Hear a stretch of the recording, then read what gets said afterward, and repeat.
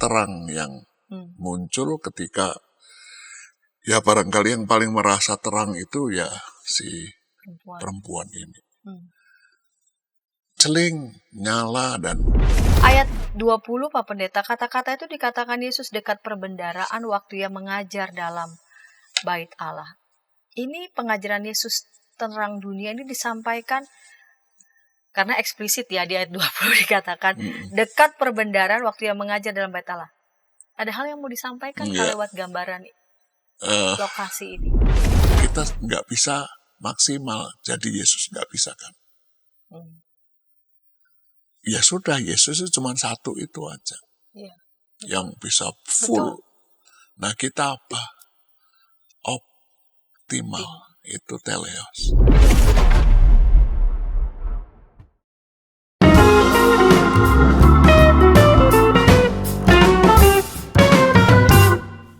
Sahabat EKB TV, sahabat Ngulik Alkitab, kita jumpa kembali dalam program ini, program Ngulik Alkitab yang diselenggarakan sebagai media, sebagai sarana bagi kita membaca Alkitab dan tentu saja menggali setiap pesan yang berharga dalam teks yang kita ulik dan melihatnya bagaimana teks itu relevan dalam hidup kita sehari-hari. Program Ngulik Alkitab ini ditayangkan melalui channel YouTube YKB TV. Sahabat, pada episode kali ini kita akan mengulik masih Injil Yohanes, yaitu Injil Yohanes pasal 8 ayat 12 sampai 30. Yohanes pasal 8 ayat 12 sampai 30 dengan judul Yesus adalah terang dunia. Narasumber yang akan menolong kita mengulik teks yang kaya dengan makna ini telah hadir di studio dan saya mau sapa Bapak Pendeta Emeritus Samuel Santoso. Salam jumpa kembali Pak Pendeta Sam. Selamat jumpa lagi. Selamat jumpa lagi. GKI Kedoya. Baik Pak Pendeta, kita akan mulai ulikan Injil Yohanes 8 ayat 12 sampai 30. Akan dibuka dalam doa. Pak Pendeta dapat memimpin kita dalam doa. Mari kita berdoa. Tuhan Allah Bapa kami di dalam Kristus Yesus, pada hari ini kami mau bersama-sama meneruskan membaca, memahami, dan mengulik bagian dari Injil Yohanes. Kiranya Roh-Mu yang kudus menolong kami supaya kami mengerti pesan Tuhan melalui perikop yang diulik pada hari ini. Kiranya Engkau karuniakan hikmat dari sorga, supaya kami memahami pesan Tuhan bagi kami. Bersabdalah kepada kami siap mendengar. Amin. Amin. Injil Yohanes 8 ayat 12 sampai 30 saya akan membacanya. Yesus berkata lagi kepada mereka, Akulah terang dunia. Siapa yang mengikut aku, ia tidak akan berjalan dalam kegelapan, melainkan ia akan mempunyai terang kehidupan. Kata orang-orang Farisi kepadanya, Engkau bersaksi tentang dirimu, kesaksianmu tidak benar. Kata Yesus kepada mereka, biarpun aku bersaksi tentang diriku sendiri, kesaksianku itu benar, sebab aku tahu dari mana aku datang dan kemana aku pergi. Namun kamu tidak tahu dari mana aku datang dan kemana aku pergi. Kamu menghakimi menurut ukuran manusia, aku tidak menghakimi seorang pun. Dan kalaupun aku menghakimi, penghakimanku itu benar, sebab aku tidak seorang diri. Tetapi aku bersama dengan Bapa yang mengutus aku. Dalam kitab Tauratmu ada tertulis bahwa kesaksian dua orang adalah sah. Akulah yang bersaksi tentang diriku sendiri dan juga Bapa yang mengutus aku bersaksi tentang aku. Lalu kata mereka kepadanya, di manakah Bapamu? Jawab Yesus, baik aku maupun Bapakku tidak kamu kenal. Sekiranya kamu mengenal aku, kamu mengenal juga Bapakku. Kata-kata itu dikatakan Yesus dekat perbendaharaan, waktu ia mengajar di dalam bait Allah. Tidak seorang pun menangkap dia karena saatnya belum tiba. Lalu Yesus berkata lagi kepada mereka, Aku akan pergi, dan kamu akan mencari aku, tetapi kamu akan mati dalam dosamu. Ke tempat aku pergi tidak mungkin kamu datang. Karena itu kata para pemuka Yahudi itu, apakah ia mau bunuh diri? Maka dikatakannya, ke tempat aku pergi tidak mungkin kamu datang. Lalu ia berkata kepada mereka, kamu berasal dari bawah, aku dari atas. Kamu dari dunia ini, aku bukan dari dunia ini. Karena itu tadi aku berkata kepadamu bahwa kamu akan mati dalam dosamu. Sebab jikalau kamu tidak percaya bahwa akulah Dia, kamu akan mati dalam dosamu.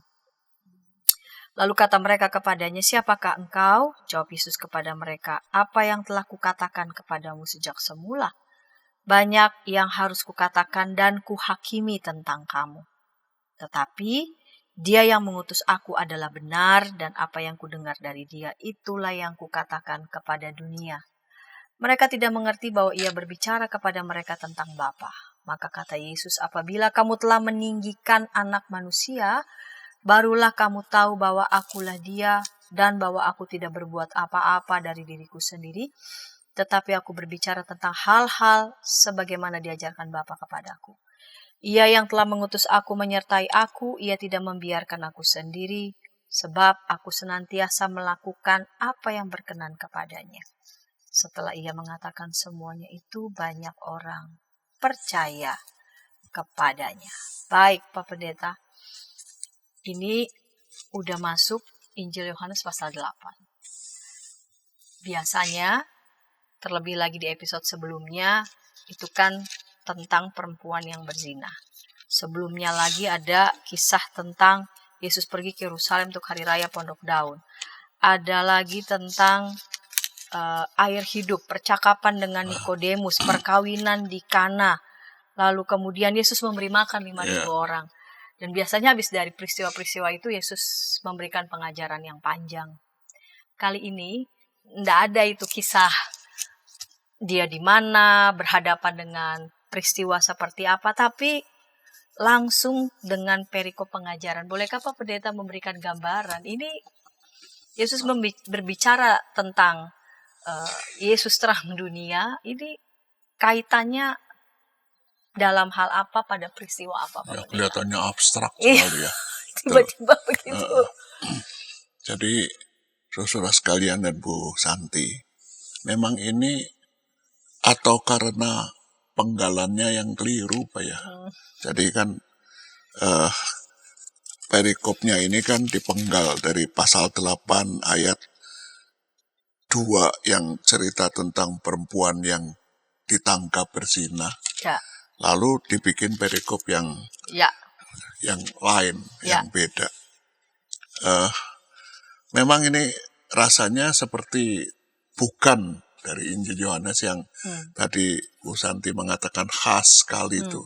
Selalu ada hal-hal yang konkret, hal-hal yang sangat material, kejadian sehari-hari yang kalau kita baca terusannya, sesudah itu dibahas benar, baik, tetapi pengajarannya lebih panjang. Nyangkut nilai-nilai, nyangkut perkara-perkara yang rohani. Jadi, kalau saya mengatakan, ya sudahlah kita terima teks kita ini. Tapi, saya memberanikan diri untuk menempatkan perikop sebelumnya itu sebagai bagian awal.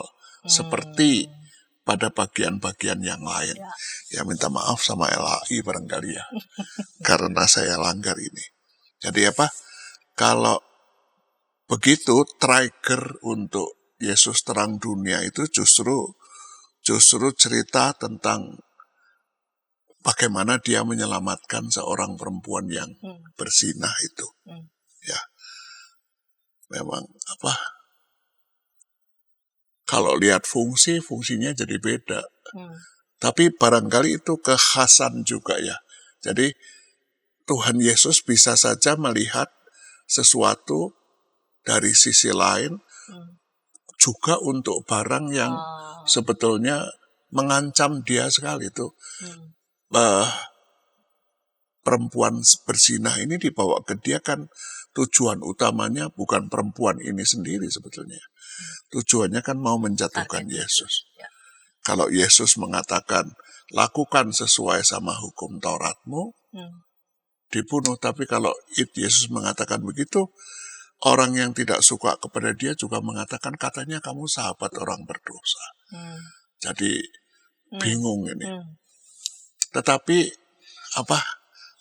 tadi saya bilang begini, ketika kelihatannya pilihan cuma 2, lalu Yesus entah nulis-nulis apa di tanah, kita tidak tahu persis. Tapi saya membayangkan Yesus menulis-nulis itu seperti kalau saudara baca komik atau baca komik itu orang sudah bahasa Jawa kejendelan, udah nggak tahu mau jalan keluarnya gimana. Tiba-tiba ada lampu yang menyala di atas kepala, celing gitu, keluarlah. Dan Yesus tidak ngomong apa-apa. Tapi kalimat penting yang keluar dari mulut Yesus, sorry kalau saya mengatakan kalau di Jakarta bahaya itu. Sebab Yesus mengatakan, barang siapa yang tidak pernah berbuat dosa, dapat kehormatan untuk lempar batu yang pertama untuk perempuan ini. Saya membayangkan kalau di Jakarta dan sekitarnya udah nggak peduli, langsung lempar saja, habisin saja. Nah, itu yang barangkali kalau saya mengatakan itulah yang Yesus mengatakan, aku ini terang dunia. Pas seperti bolam yang menyala di atas kepala. Celing. Lihatlah jalan keluar yang tidak pernah kamu bayangkan. Tujuanmu adalah nyawaku, harga diriku, gengsiku, nama baikku. Tapi itu bukan urusanku. Dari situ kamu bisa melihat siapa aku itu. Lewat terang yang muncul ketika, ya barangkali yang paling merasa terang itu ya si perempuan ini. Celing, nyala, dan tidak terbayangkan. Syukurlah orang-orang yang bawa perempuan ini juga masih tahu diri ya. Sebab kalau enggak, emosi begitu saja udah habis juga. Tapi itu hebat sekali menurut saya, orang-orang berdosa ini masih merasa kalau dia masih berdosa, masih nurani itu masih bicara dan mereka masih dengar itu. Lalu pergilah mereka satu persatu. Pelan-pelan, tadinya semangat sekali datangnya, sekarang seperti orang muda yang kaya itu datangnya bersemangat sekali. Lalu ketika jawaban Yesus tidak seperti yang diharapkan, dia pelan-pelan kalau di ruang ini mepet-mepet tembok, lalu pelan-pelan jalan keluar supaya orang nggak tahu. Tapi bukan itu yang buat Yesus. Sekarang ada sesuatu yang lain yang dia melakukannya, dan dengan begitu kita melihat kewibawaannya, otoritas Yesus itu. Jadi terhadap Taurat yang bunyinya begitu, tapi dia bisa melompat. Lihatlah terang sorgawi itu lebih daripada bunyi Taurat itu. Baik Pak Pendeta.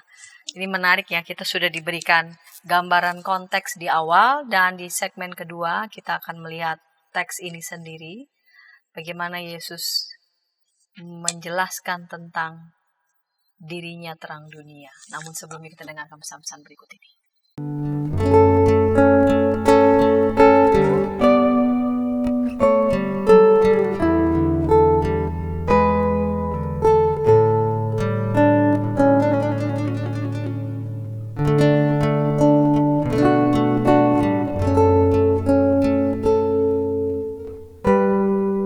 Para para pimpinan gereja di sana-sini mengakui bahwa jangankan warganya atau para pendetanya, mereka sendiri juga tidak begitu tahu karena sesudah menerima dokumennya taruh di kantor sinode tidak ada upaya untuk sosialisasi. Jadi sama juga kayak masalah bioetika di Indonesia ya, apakah boleh begini, apakah boleh, tapi kita harus bertanya lebih dalam lagi sebagai orang Kristen, apa sikap etis dan apa keputusan etis yang merupakan refleksi daripada visi moral dari iman Kristen.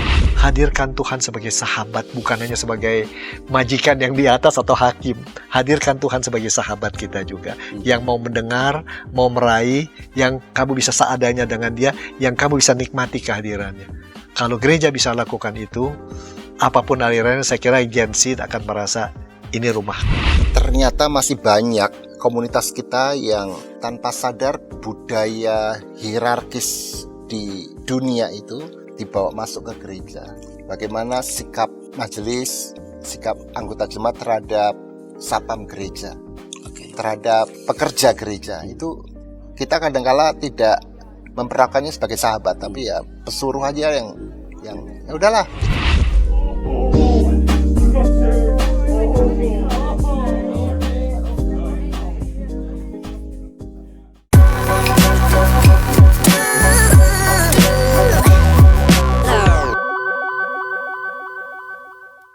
Sahabat EKB TV, sahabat Ngulik Alkitab, senang masih bersama dengan kami dalam program Ngulik Alkitab ini. Kita sedang mengulik Injil Yohanes pasal 8 ayat 12-30.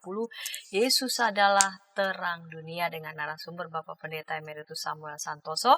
Kita memasuki segmen yang kedua ini. Baik, Pak Pendeta, kita lanjut di segmen yang kedua ini. Yesus berkata lagi kepada mereka, "Akulah terang dunia. Siapa yang mengikut aku, ia tidak akan berjalan dalam kegelapan, melainkan ia akan mempunyai terang kehidupan." Kata orang-orang Farisi kepadanya, "Engkau bersaksi tentang dirimu, kesaksianmu tidak benar." Kata Yesus kepada mereka, "Biarpun aku bersaksi tentang diriku sendiri, kesaksianku itu benar, sebab aku tahu dari mana aku datang dan kemana aku pergi, namun kamu tidak tahu dari mana aku datang dan kemana aku pergi." Jadi Yesus mulai dengan statement, "Akulah terang dunia." Dan orang Farisi menyaksikan, "Kau bersaksi itu tentang dirimu kan? Ya dari mana bisa didapat kesaksian itu?" Ini Yesus mau mengatakan apa tentang dirinya terang dunia dan disangsikan ini oleh orang-orang Farisi. Ya, jadi kalau kita perhatikan Yesus, tetap aja dia seperti Yesus yang kita baca di Injil Yohanes ya. Dia tidak pernah membela diri, dia tidak pernah mencoba cari celah supaya bisa selamat, enggak. Tapi dia strict pada tujuan hidupnya. Jadi Yesus mengatakan, ya kalau kamu butuh saksi, aku enggak butuh. Yang mau ditekankan oleh Yesus adalah, aku itu datang dari sorga. Aku datang dari sorga dan Bapakku lah yang mengutus aku. Jadi kesaksian dari mana? Ya biarkanlah aku menjadi saksi untuk diriku sendiri. Tapi percayalah bahwa kesaksianku bukan kesaksian palsu, bukan kesaksian bohong. Kenapa begitu? Karena Tuhanlah yang mengutus aku. Itu yang menguatkan lagi. Bandingkan dengan mereka mengatakan Taurat. Ya. Yesus mau mengatakan yang kasih Taurat kamu itulah yang mengutus aku. Jadi aku tidak butuh, maaf kalau kita sekarang mengatakan, saya tidak butuh referensi dari siapapun. Saya tidak butuh rekomendasi dari para imam atau para pejabat bait suci. Yesus juga tidak butuh validasi dari orang lain. Yesus membuktikan dirinya sendiri saja. Saya dari sorga. Rasanya saudara, ini yang dalam ilmu teologi Alkitab di Injil Yohanes itu dikenal yang namanya kristologi dari atas. Kristologi dari atas itu Yesusnya hadir sebagai sosok yang dari sorga, bukan dari bumi. Firman itu sudah menjadi manusia dari sorga. Karena itu saudara jangan cari cerita kelahiran Tuhan Yesus di Injil Yohanes, nggak ada itu. Karena Yesus tidak pernah di Injil Yohanes digambarkan. Lalu kalau kita perhatikan nanti biasanya ini kalau sudah masa-masa prapaskah yang kita lihat Yesusnya berdarah-darah dan biasanya nontonnya film The Passion of Jesus Christ yang dramatis itu. Kalau kita baca di Injil Yohanes, Yesusnya tidak begitu. Yesusnya itu tegar sekali. Yesusnya tidak layu, tidak menderita. Jadi saya suka sekali cari Yesus disalib tapi wajahnya masih seger. Matanya tidak, tapi lihat ibunya, lihat bapaknya, selalu begitu. Dan kuat. Karena itu ketika dia diancam oleh Pilatus pun, apa kamu nggak tahu kalau aku bisa menghukum kamu atau melepaskan kamu? Kamu tidak berkuasa atas aku. Nah, dia ini mau juga bicara tentang otoritas. Ya, tentang otoritas.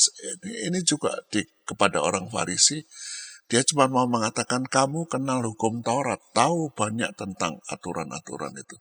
Tapi justru kamu tidak mengenal sumber atau sang pemberi hukum Taurat. Dan aku satu dengan dia. Satu dengan Bapa. Nah, di ayat 17 ini menarik juga Pak Pendeta. Dalam kitab Tauratmu ada tertulis bahwa kesaksian 2 orang adalah sah. Ini mau mengatakan tentang Yesus dan Bapa kah? Dipakai Tetapi ya. Sebetulnya buat Yesus sendiri bukan saksi itu, dalam artian si A atau si B di luar, tapi ini percayalah, aku dan Bapa itu punya bukan cuman kesaksian, tapi memang memang begitu. Dia mau bicara tentang otoritasnya. Iya. Nah, ayat 20 Pak Pendeta, kata-kata itu dikatakan Yesus dekat perbendaharaan waktu ia mengajar dalam bait Allah. Ini pengajaran Yesus terang dunia ini disampaikan karena eksplisit ya di ayat 20 dikatakan dekat perbendaharaan waktu ia mengajar dalam bait Allah. Ada hal yang mau disampaikan lewat gambaran lokasi ini? Ruang perbendaharaan itu bersebelahan, konon ceritanya bersebelahan dengan ruang wanita. Dan beberapa penafsir mengatakan lokasi itu bagus sekali. Lokasi itu layout ruang dalamnya bagus sekali. Lalu tembok ke arah luar itu ada lubang-lubang angin mungkin ya, sebab dulu kaca kan nggak mungkin ya. Lubang-lubang angin yang kalau malam, kalau petang pada waktu pelita dinyalain di ruangan itu, dan ruangan itu jadi nyala, bercahaya, bersinar betul, tampak luarnya itu indah sekali. Sampai kemudian orang mengatakan Yerusalem jadi terang karena sinar dari ruang yang membuat. Padahal itu cahaya pelita ya, yang dinyalakan begitu, yang pada waktunya nanti dipadamkan. Yesus ada di situ. Yesus menggunakan gambaran itu ya. Aku lebih dari itu. Aku terang dunia, bersinar lebih terang. Asalnya dari sorga itu. Tidak terbatas waktunya, tidak ada jam kerjanya, tetapi sepanjang lifetime. Terus. Sepanjang lifetime, tidak kenal waktu shutdown cahayanya karena fajar terbit masih dulu, tapi Dia mengatakan tentang terangnya itu sungguh kekal. Nah, izinkan Pak Pendeta kita masuk perikop selanjutnya. Setelah dia mengatakan tentang terang dunia, dia juga mengatakan dia bukan dari dunia ini. Ada yang menarik karena tadi Pak Pendeta sudah menyebut kristologi dari atas. Ya. Lalu ia berkata kepada mereka, kamu berasal dari bawah, aku dari atas. Kamu dari dunia ini, aku bukan dari dunia ini. Apa yang mau dikatakan? Yesus tadi dia bicara tentang terang dunia, lalu kemudian dia katakan, aku dari atas, kamu dari bawah. Ke tempat aku pergi tidak mungkin kamu datang. Jadi ini dia menggunakan gaya bahasa yang biasa dipakai oleh orang-orang Farisi itu. Yang dengan gampang memisahkan, aku ini orang-orang yang terpilih. Farisi kan orang-orang the separate one ya. Orang-orang khusus, orang-orang kudus. Kamu orang-orang kafir. Aku tahu banyak tentang Taurat, kamu enggak, kamu bukan. Kamu sekarang suka dipakai juga tuh. Kamu tuh orang Kristen apa nih? Orang Kristen bait suci, ruang kudus, ya kan suka kita dengar begitu kan ya, klasifikasinya. Ruang kudus, ruang maha kudus, apa kamu orang Kristen halaman bait suci? Rasanya kita suka nganukan begitu. Ini, gerejanya nganu, itu pasti orang Kristen halaman bait suci. Nah, kalau orangnya ngomong sama saya, nggak apa-apa. Di jalan, di pinggirnya bait suci pun, it's okay kok. Nggak ada masalah. Tapi, sekali lagi Yesus mau mengatakan, aku lihat apa yang aku kerjakan. Lihat apa yang aku lakukan. Kalau kamu lihat apa yang aku lakukan, kamu lihat Bapakku. Kamu mengenal aku dan kamu tahu dari mana aku datang. Jadi, sekali lagi mau menekankan apa? Aku ini punya otoritas, aku ini punya kewibawaan. Aku memang dari atas. Jadi aku bukan tidak butuh kamu, enggak. Tetapi sekali lagi aku tidak butuh pengakuan kamu. Aku tidak butuh surat referensi dari kamu. Tapi yang aku lakukan otentik. Otentisitas. Ini dari sorga. Sekarang kamu tidak semua orang bisa mengerti ya. Iya. Kamu sih nggak dari sorga jadi. Iya. Tapi itu bikin orang Farisi marah loh. Oh iya. Telinganya merah. Kau katakan karena itu. Membayangkan mereka itu orang yang mengerti Taurat dalam detail. Iya. Kok dianggap kamu nggak kenal sorga. Iya. Jadi wibawa mereka disinggung. Iya, bukan hanya disinggung, dijatuhkan. Bukan hanya disinggung, dijatuhkan. Kadang-kadang Yesus provokatif begitu ya. Iya, di satu sisi dia tahu siapa mungkin yang ada di depannya ya. Kepada perempuan itu berzina seperti itu sikapnya, tapi di hadapan orang Farisi bisa seperti ini keras, argumentatifnya dan sangat keras berhadapan dengan mereka. Tidak pakai basa-basi. Betul. Baik, Pak Pendeta ini lanjut tadi di ayat 15, saya ke ayat 15 ya Pak Pendeta. Kau menghakimi menurut ukuran manusia, aku tidak menghakimi seorang pun. Dan kalaupun aku menghakimi, penghakimanku itu benar. Sebab aku tidak seorang diri, tapi aku bersama dengan Bapa yang mengutus aku. Lalu di ayat selanjutnya sedikit ada kaitannya ini Pak Pendeta. Tentang karena itu tadi aku berkata kepadamu bahwa kamu akan mati dalam dosamu. Sebab jikalau kamu tidak percaya bahwa akulah dia, kamu akan mati dalam dosamu. Lalu kata mereka kepadanya, siapakah engkau? Jawab Yesus kepada mereka, apa yang telah kukatakan kepadamu sejak semula. Banyak yang harus kukatakan dan kuhakimi tentang kamu. Dia mau bicara apa ini tentang, di ayat 15 juga ada kata menghakimi, tapi menghakiminya bukan menurut ukuran manusia, tidak menghakimi seorang pun, tapi di ayat ini Yesus bicara tentang dosa. Bahkan di ayat 24, sebab jikalau kamu tidak percaya bahwa akulah dia, kamu akan mati dalam dosamu. Dia mau bicara tentang apa nih? Tentang otoritasnya, tapi selain itu tentang apa kaitannya dengan dosa dan dia adalah terang dunia. Rasanya Bu Santi masih buka yang waktu ngulik yang Yohanes 3 barangkali ya. Ya, Sebab kata menghakimi dipakai di sana juga itu. betul. Eh, Ya.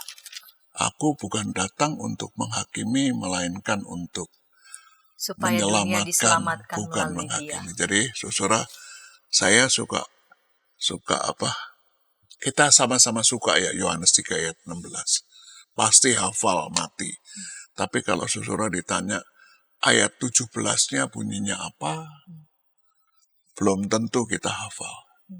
Karena itu bukan sesuatu yang baik buat saya. Tapi justru ayat 17 itu menentukan ayat-ayat berikutnya nanti soal menghakimi juga ya. Yohanes 3 ayat 16 itu ayat bagus. Tapi suka dipakai buat nakut-nakuti orang kan. Kalau kamu nggak percaya Tuhan Yesus, kamu binasa. Ya. Lalu Yesus menekankan, bukan soal menghakiminya yang nomor satu. Aku datang supaya manusia diselamatkan. Kalau kita baca terusannya, kalau mereka tidak percaya, Yesus tetap mengatakan, bukan aku yang menghakimi. Kamu yang menghakimi dirimu sendiri. Kamu ditunjukin ini loh model kehidupan yang benar. Ini loh model Allah yang mengasihi kamu. Ini loh Allah yang tidak mau kamu celaka. Tapi bahwa kamu masih suka hidup di dalam dosa, kamu bisa celaka sendiri. Jadi bukan aku yang menghakimi.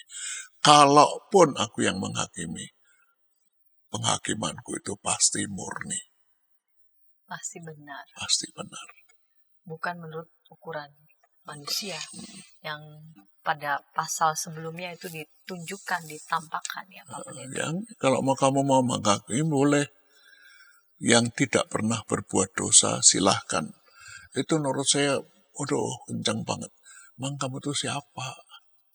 Kamu kok mau menghakimi, kamu sendiri kudunya dihakimi juga.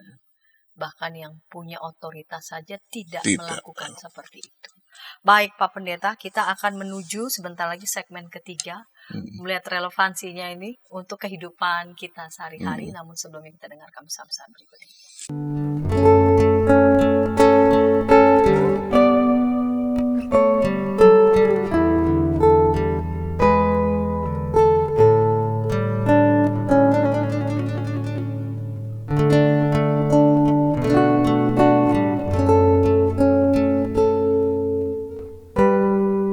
Para pimpinan gereja di sana-sini mengakui bahwa jangankan warganya atau para pendetanya, mereka sendiri juga tidak begitu tahu karena sesudah menerima dokumennya taruh di kantor sinode tidak ada upaya untuk sosialisasi. Jadi sama juga kayak masalah bioetika di Indonesia ya, apakah boleh begini, apakah boleh, tapi kita harus bertanya lebih dalam lagi sebagai orang Kristen, apa sikap etis dan apa keputusan etis yang merupakan refleksi daripada visi moral dari iman Kristen. Hadirkan Tuhan sebagai sahabat, bukan hanya sebagai majikan yang di atas atau hakim. Hadirkan Tuhan sebagai sahabat kita juga, yang mau mendengar, mau meraih, yang kamu bisa seadanya dengan dia, yang kamu bisa nikmati kehadirannya. Kalau gereja bisa lakukan itu, apapun alirannya, saya kira Gen Z akan merasa ini rumah. Ternyata masih banyak komunitas kita yang tanpa sadar budaya hierarkis di dunia itu dibawa masuk ke gereja. Bagaimana sikap majelis, sikap anggota jemaat terhadap sapam gereja, terhadap pekerja gereja. Itu kita kadang-kala tidak memperlakukannya sebagai sahabat, tapi ya pesuruh aja yang ya udahlah.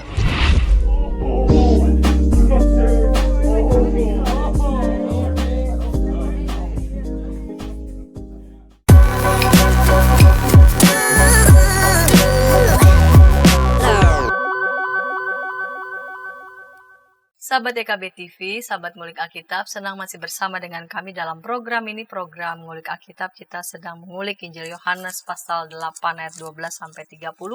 Kita masuk segmen ketiga, segmen penutup ini.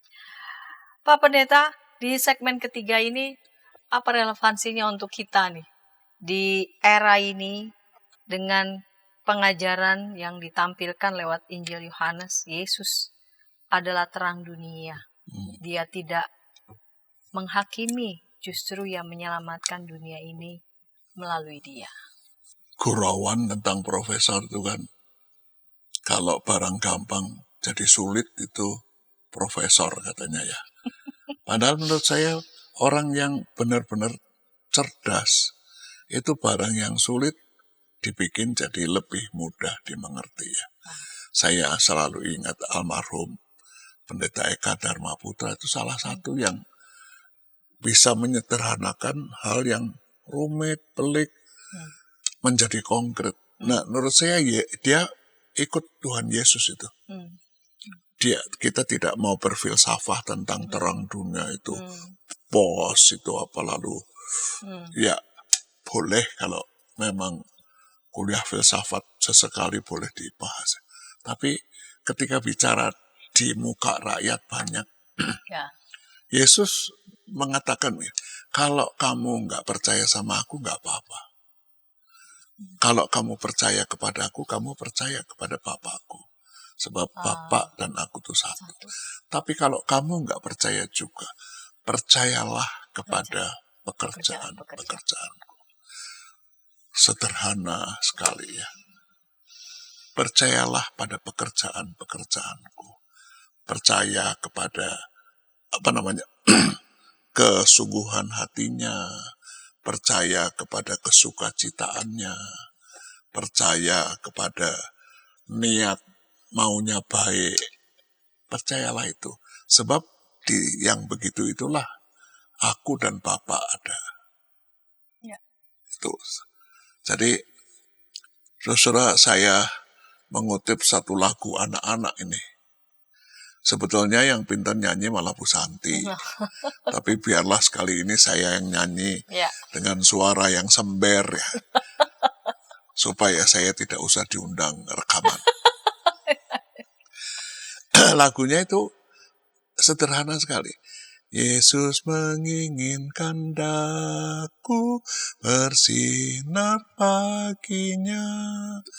Dimanapun ku berada, ku mengenangkannya. Bersinar, bersinar, itulah kehendak Yesus. Bersinar, bersinar, aku bersinar terus. Nah, yang menarik, karena ini lagu-lagu anak-anak, rupanya yang menggubah lagu ini juga seorang pendidik. Jadi mengkonkretkan kalau bersinar bagi Yesus, kalau menjadi terang dunia bagi Yesus, sulit sekali buat anak-anak membahas secara abstrak hal itu. Tapi penggubah lagu ini menyederhanakan jadi Yesus menginginkan daku menolong orang lain. Manis dan sopan selalu ketika ku bermain. Sederhana, konkret, menolong orang lain, bersikap manis, bersikap sopan pada waktu berada di komunitas.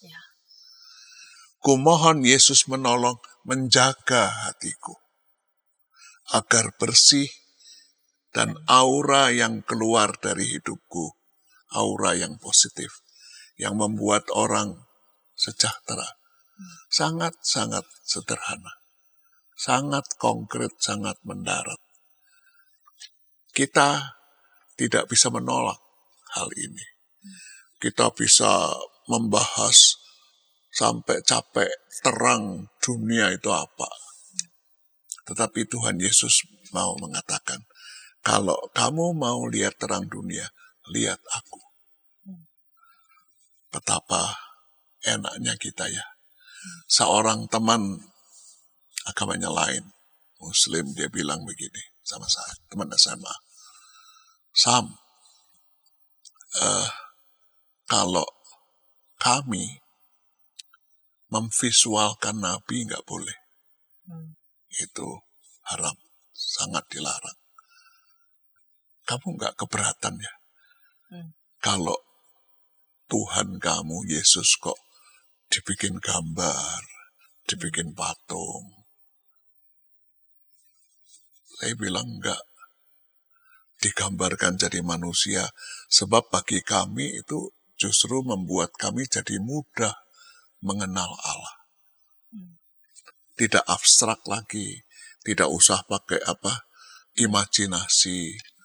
Kalau mau kenal Allah kami, lihatlah hidup Yesus. Lihatlah gaya hidupnya. Lihatlah cara dia bergaul.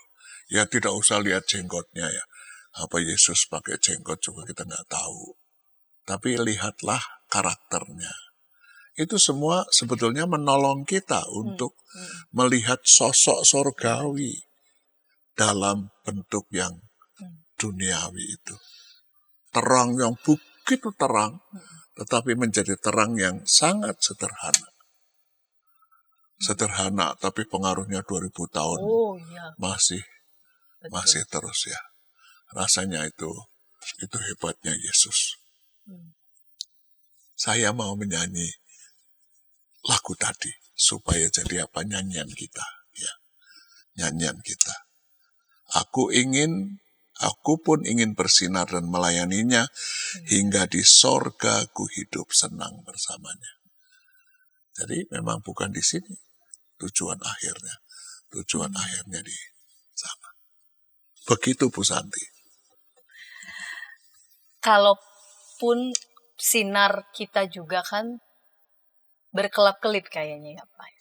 Seperti dari ayat 20 ya. Kata-kata itu katakan Yesus dekat perbendaharaan waktu ia mengajar dalam bait Allah. Pun pelita di atas itu di Yerusalem itu mampu menyinari, tapi sinarnya hanya sebentar.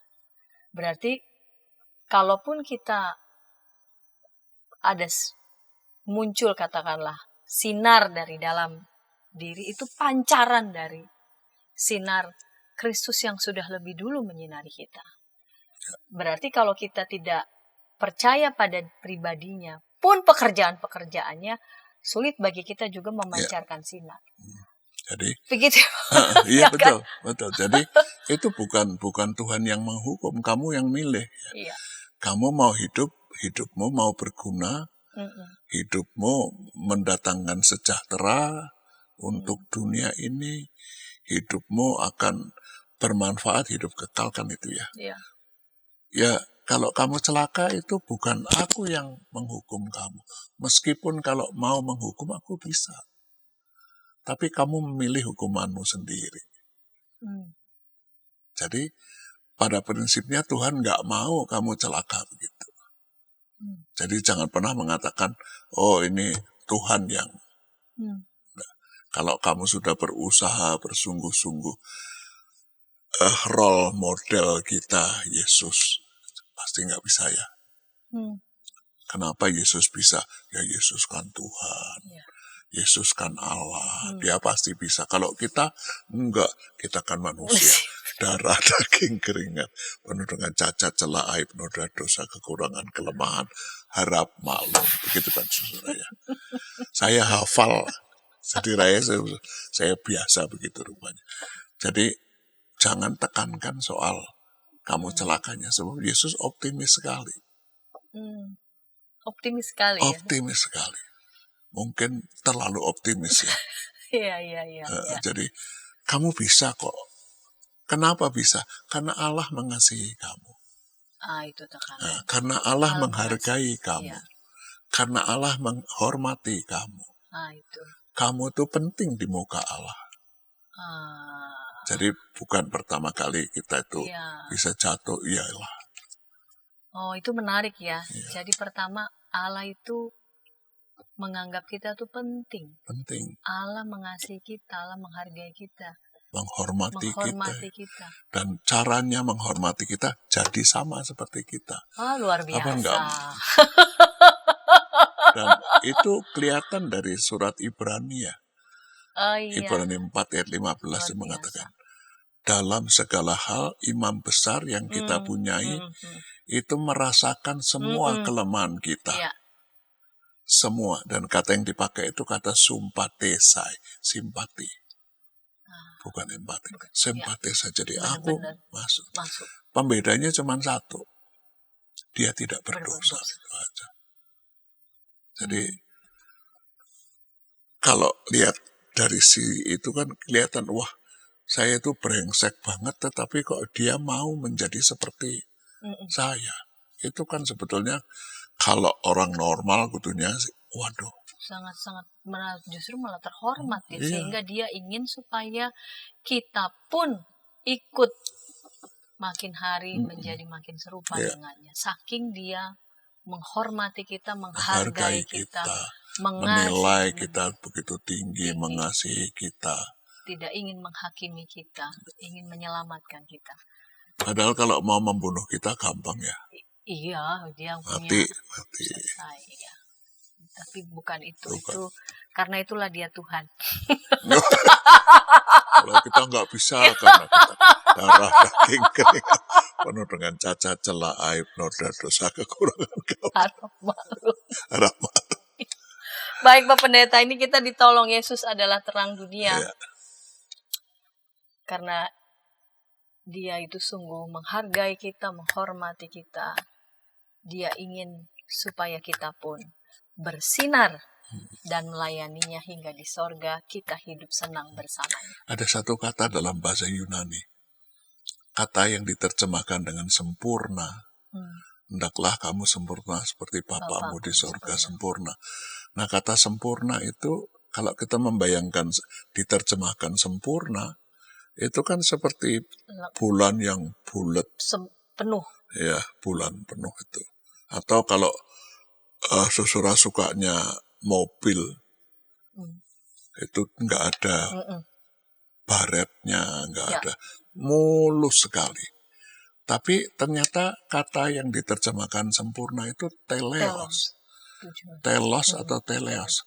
Teleos itu jauh. Jadi kalau boleh saya menerjemahkan, sejauh-jauhnya. Nah, kita kan suka pakai kata minimal sama maksimal ya. Kalau minimal kita suka ya. Masa kecil bahagia, masa muda foya-foya, tua kaya raya, mati masuk surga.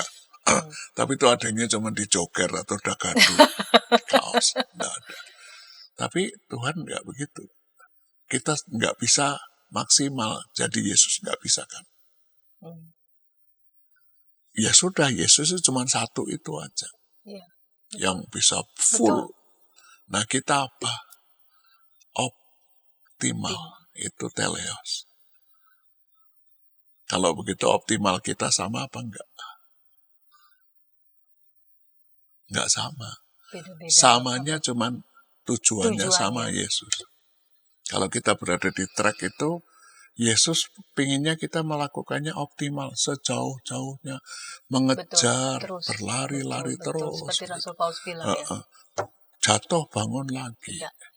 Ya. Jadi kalau sudah begitu betapa terhormatnya, berharganya kita bagi Tuhan.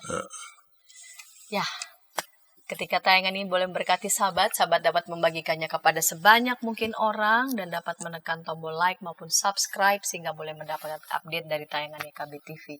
Terima kasih untuk kesediaan Pak Pendeta Samuel Santoso untuk mengulik pada episode kali ini. Kita akan menutup dalam doa. Mari Pak Pendeta memimpin kita dalam doa. Terima kasih Tuhan Yesus. Sebab kami sebegitu terhormat, kami sebegitu berharga, kami sebegitu hebat di mata Tuhan, sehingga Engkau juga mau menjadi sama dengan kami. Engkau ingin kami memberikan sumbangsih terhadap kehidupan dunia ini. Seperti Engkau sudah melakukan upaya maksimal menjadi terang dunia ini melalui tutur kata, melalui tingkah laku, melalui prinsip-prinsip hidupmu, karakter dan sifat-sifatmu. Tolonglah kami, agar kami juga meneladan kepadamu. Pada kadar kami, kami menjadi terang dunia. Pada kadar kami menjadi terang buat komunitas di mana kami berada. Barangkali bukan komunitas yang luas, komunitas yang kecil, yang sempit, tetapi biar di sana cahaya sorgawi itu muncul melalui kami. Kami bersedia, terimalah dan tolonglah kami. Amin. Amin.